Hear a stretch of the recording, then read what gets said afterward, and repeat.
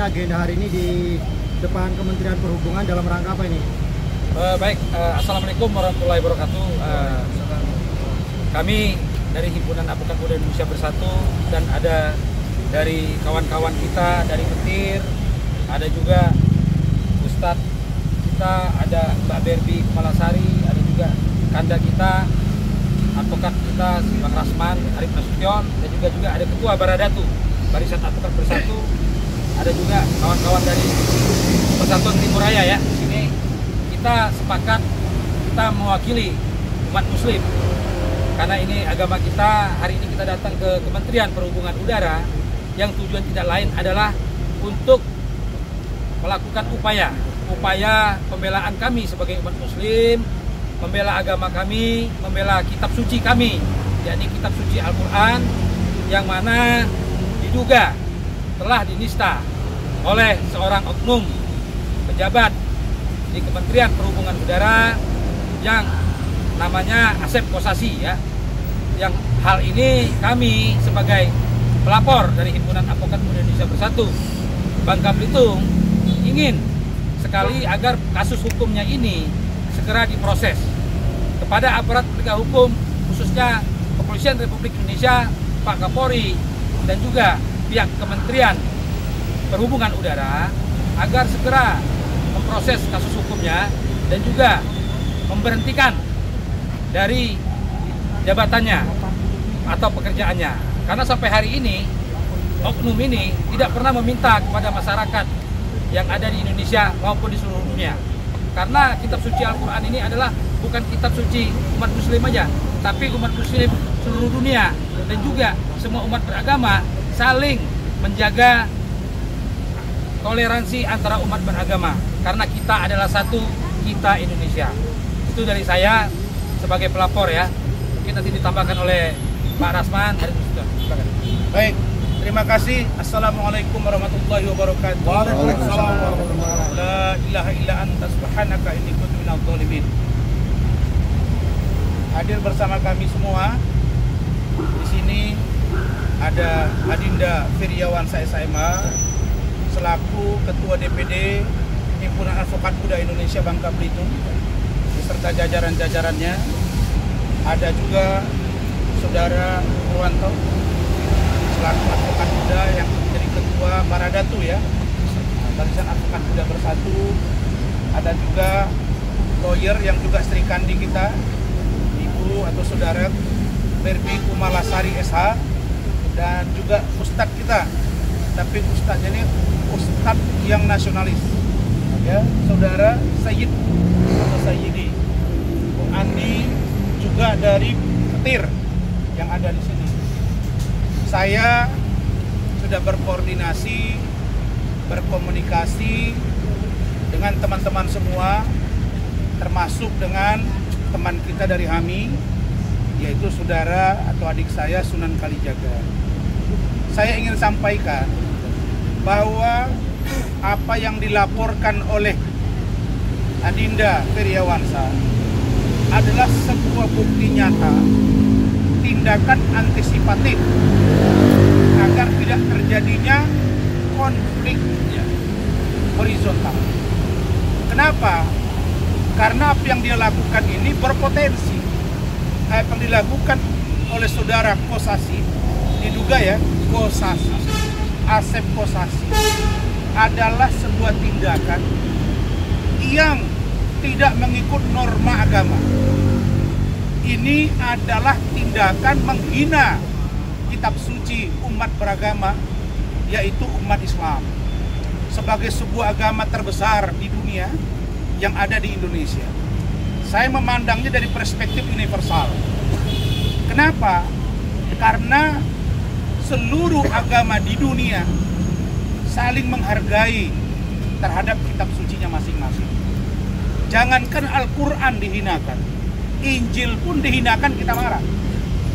Contoh kasus, sebulan yang lalu ada seorang selegram yang menghina patung Yesus Kristus, dan itu dekat sekali dengan saya, yaitu Ratu Entok. Ratu Entok itu dekat sekali dengan saya.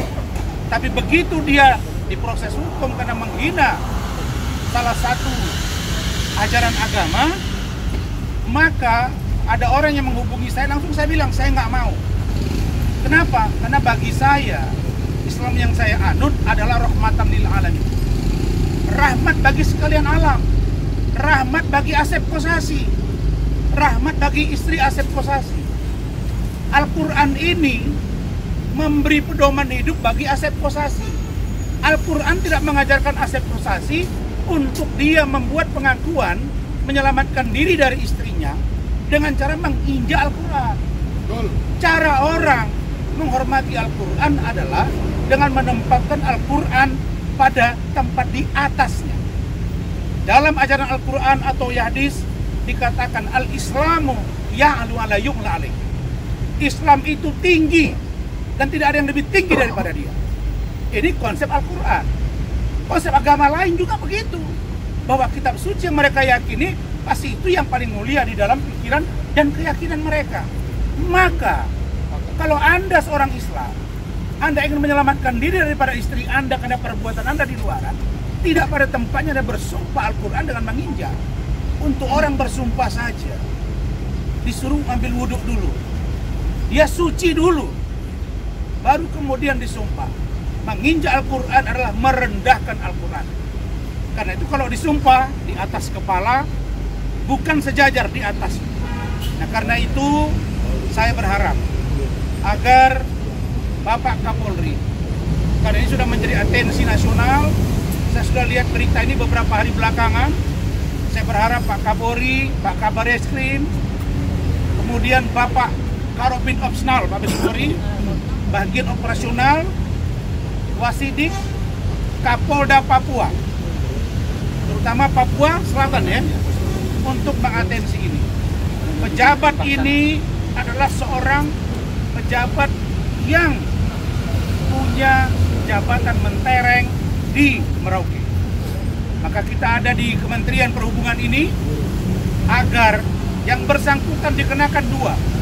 Satu, diberi tindakan tegas secara organisatoris di Kementerian Perhubungan.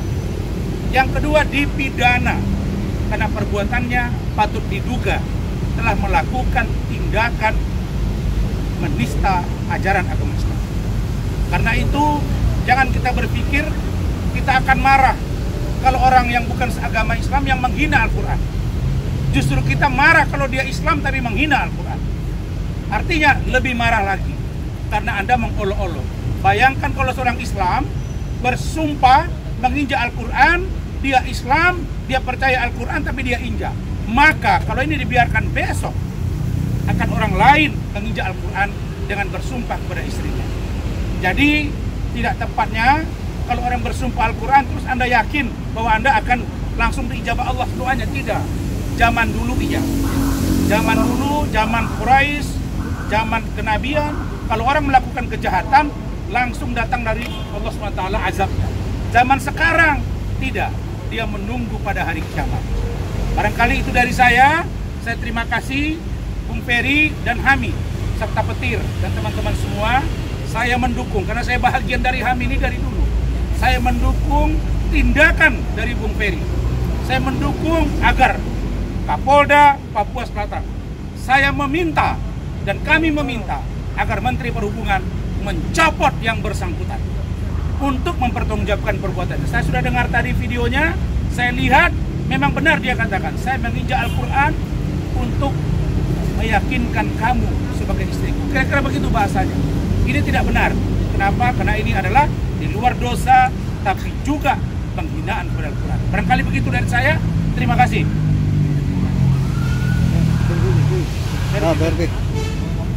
Berbi. Ya, makanya kami juga di sini saat ini sangat mengimbau untuk Kementerian Perhubungan agar segera mencopot salah satu pejabat karena memang terkait juga kasus yang diduga penistaan agama, beliau juga ada juga dengan kaitan kasus lain ya, seperti perselingkuhan dan KDRT gitu. Jadi memang hal ini tidak bisa dibiarkan. Jadi makanya kami juga hari ini bergabung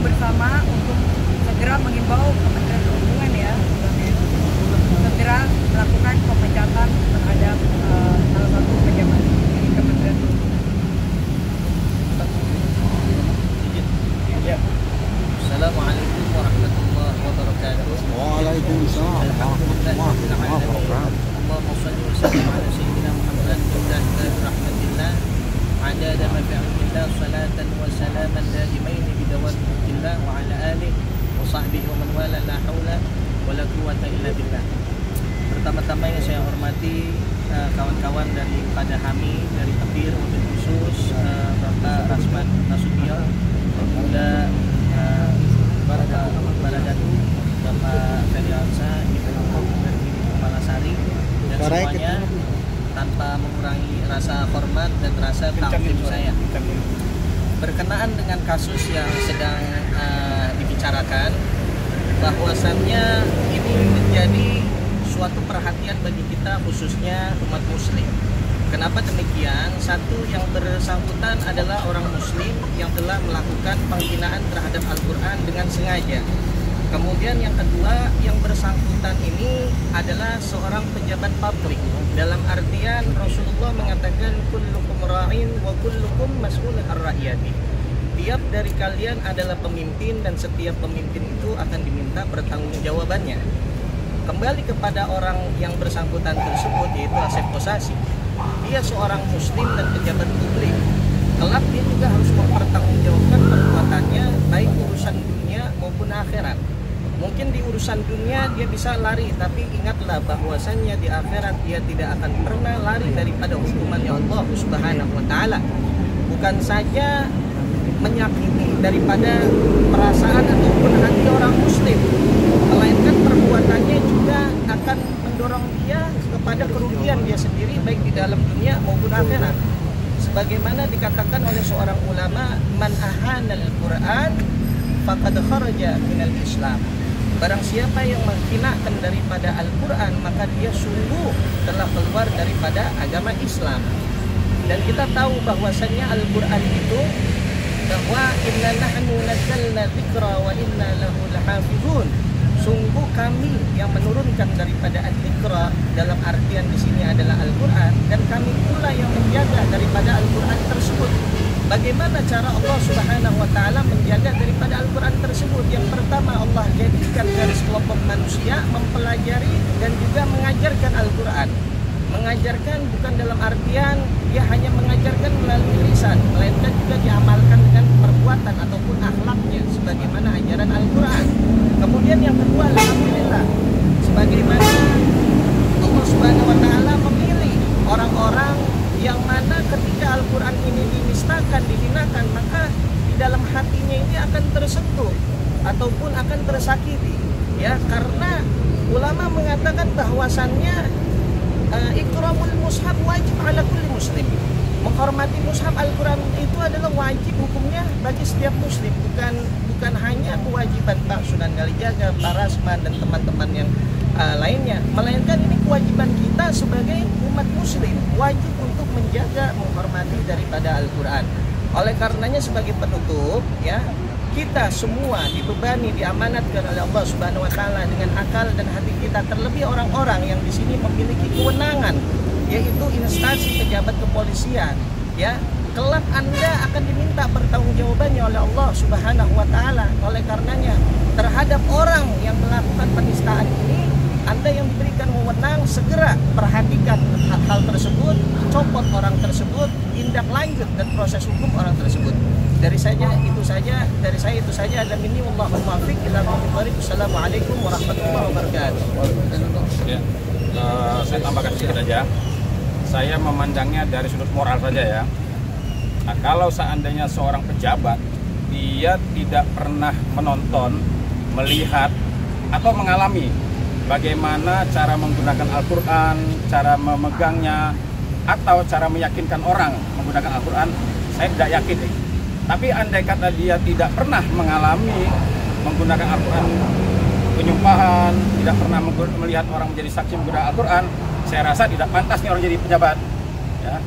Karena dalam peristiwa ini ada dua peristiwa. Yang pertama, dia diduga melakukan perselingkuhan. Karena untuk meyakinkan istrinya, kemudian dia menggunakan Al-Quran untuk meyakinkan istrinya, agar supaya istrinya yakin dia menggunakan Al-Quran.